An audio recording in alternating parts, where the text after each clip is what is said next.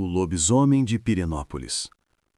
Pirenópolis, em Goiás, é uma cidade que parece ter sido esculpida pelo tempo e pela natureza. Suas ruas de pedra, a arquitetura colonial e as cachoeiras que a cercam criam um cenário de beleza ímpar. Eu, um fotógrafo de natureza, me mudei para lá em busca de inspiração e de um ritmo de vida mais lento. Aluguei uma pequena chácara nos arredores, perto da Serra dos Pirineus, onde a mata é mais densa e o silêncio é quase absoluto. Minha rotina era simples: acordar cedo, explorar as trilhas, fotografar a fauna e a flora e passar as noites editando as imagens. Eu sempre fui um homem da imagem, do que é visível e documentável. E as lendas locais, como a do lobisomem da serra, eram apenas histórias para mim, parte do folclore que tornava a cidade mais interessante. A lenda, no entanto, começou a se infiltrar na minha realidade em uma noite de lua cheia, a mais brilhante que eu já havia visto. Eu estava na varanda, revisando as fotos do dia, quando ouvi um som que não pertencia à mata. Não era o som de um animal, mas de algo sendo arrastado, seguido por um uivo que não era de dor, mas de pura e selvagem euforia. O som era tão próximo que fez o meu corpo inteiro vibrar. Corri para a janela e vi, na escuridão da mata, um vulto correndo. Era grande, bípede, e se movia com uma velocidade e agilidade que desafiavam a física. Os olhos do monstro brilhavam com um verde intenso, como duas esmeraldas na escuridão. Nos dias que se seguiram, a cidade foi tomada por um medo palpável. Os animais de fazendas vizinhas começaram a desaparecer e os poucos que eram encontrados estavam dilacerados de uma forma brutal. A polícia local, sem recursos para investigar, atribuiu a culpa a onças, mas os moradores mais antigos, com os olhos cheios de pavor, sussurravam a palavra lobisomem. Eu, o cético, comecei a sentir a necessidade de investigar, não como fotógrafo, mas como alguém que precisava de respostas para o que havia testemunhado. Minha investigação me levou a um antigo livro de receitas e feitiços de uma benzedeira local, que havia sido preservado pela família. O livro descrevia em detalhes a maldição do lobisomem da serra, uma criatura que era um homem que havia quebrado um juramento de amor e sido amaldiçoado a se transformar nas noites de lua cheia. O livro descrevia a criatura como tendo pelos cinzentos, olhos verdes e uma força descomunal. O mais perturbador era a descrição do cheiro, uma mistura de terra molhada e sangue fresco. Na próxima lua cheia, eu me preparei. Armei-me com minha câmera fotográfica, com lentes de longo alcance e um flash potente, e um punhado de sal grosso, que a benzedeira havia me dito que era a única coisa que poderia afastar a criatura. Eu sabia que estava indo ao encontro do perigo. Mas a verdade era mais importante. Segui a trilha que o lobisomem havia feito em direção à Serra dos Pirineus. O silêncio da mata era opressor, e a luz da lua cheia criava sombras fantasmagóricas. Cheguei a uma clareira, onde a criatura estava. Era exatamente como o livro havia descrito. Pelos cinzentos, olhos verdes e uma fúria indescritível. O lobisomem da serra. Ele estava uivando para a lua e o som era de pura agonia. Eu consegui tirar algumas fotos, o flash da câmera um ponto de luz minúsculo na escuridão. Mas o monstro me viu. O flash o alertou. Ele se virou e correu em minha direção com uma velocidade impressionante, um borrão de fúria e músculos. Eu caí, a câmera voou para longe e o sal grosso escorregou da minha mão. O lobisomem parou a poucos metros de mim, o hálito quente e pútrido em meu rosto, um cheiro de terra molhada e sangue fresco. Seus olhos me encaravam com uma inteligência maligna. Eu gritei o nome da benzedeira e o lobisomem estremeceu. Por um breve momento, a fúria em seus olhos pareceu diminuir, substituída por uma expressão de agonia. Ele soltou um gêmido, um som que parecia vir do fundo de sua alma humana. Uma súplica. Eu peguei o sal grosso e o joguei em seus olhos. A criatura soltou um urro de dor lancinante e recuou, como se tivesse sido queimada por uma chama invisível. Ele soltou um último uivo, um lamento de despedida, e correu para as profundezas da mata.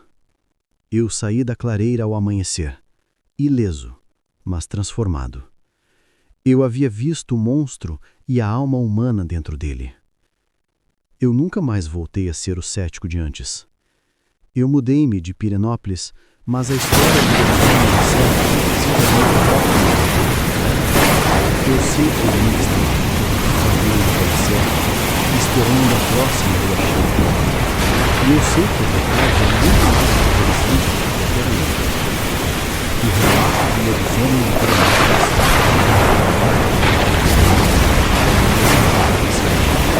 o lobisomem de Diamantina.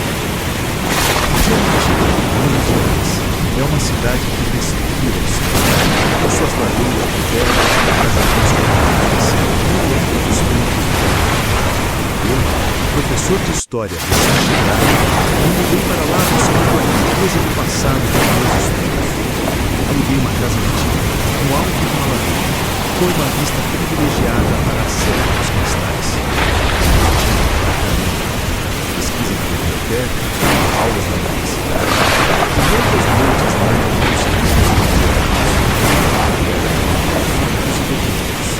e as lendas locais eram apenas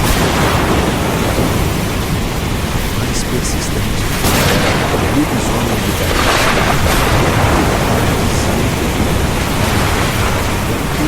Que atraiu seus companheiros a tranquilidade da minha vida de historiador começou a se desfazer em uma noite de lua cheia. Eu estava na varanda, apreciando o silêncio da serra, e me vi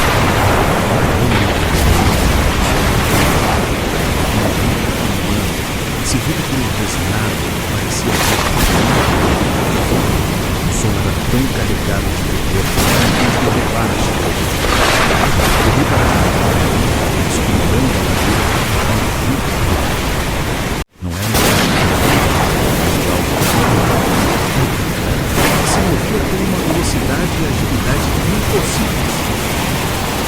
No dia seguinte, a cidade foi tomada por corpo de um dos estudantes da universidade, um jovem que gostava de explorar as trilhas da serra. O corpo estava dilacerado, de ferimentos que a polícia atribuiu a animais selvagens. Mas os garimpeiros mais velhos, os olhos cheios de dor, eu, cético, comecei a sentir a necessidade de investigar. Não como historiador, mas como alguém que precisava de respostas para o que havia testemunhado. Minha investigação me levou a um antigo diário de um padre do século XVIII. O diário descrevia em detalhes a maldição da inteira poder que havia sido amaldiçoado a se transformar em lobisomem nas noites de lua cheia. O padre descrevia a criatura contendo pelos cor de carvão, elas com uma força descomunal.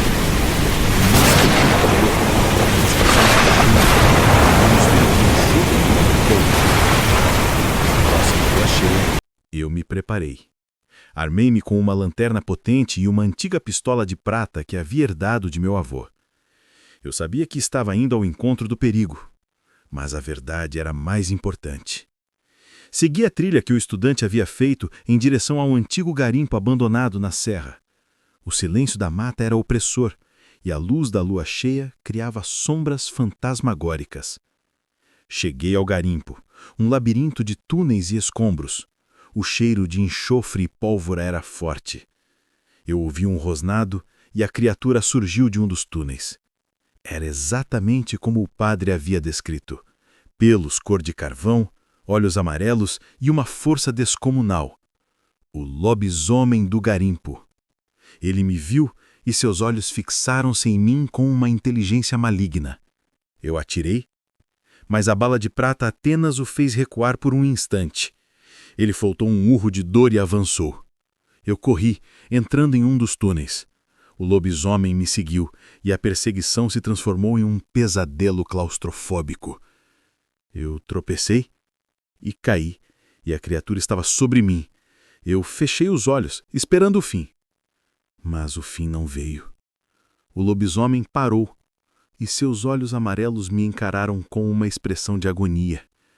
Ele soltou um gemido, um som que parecia vir de um lugar muito profundo. Eu percebi que ele estava lutando contra a maldição. Eu gritei: "Você não é um monstro, você é um homem!" O lobisomem estremeceu e recuou. Ele soltou um último uivo, um lamento de despedida, e correu para as profundezas do túnel. Eu saí do garimpo ao amanhecer, ileso, mas transformado. Eu havia visto o monstro e a alma humana dentro dele.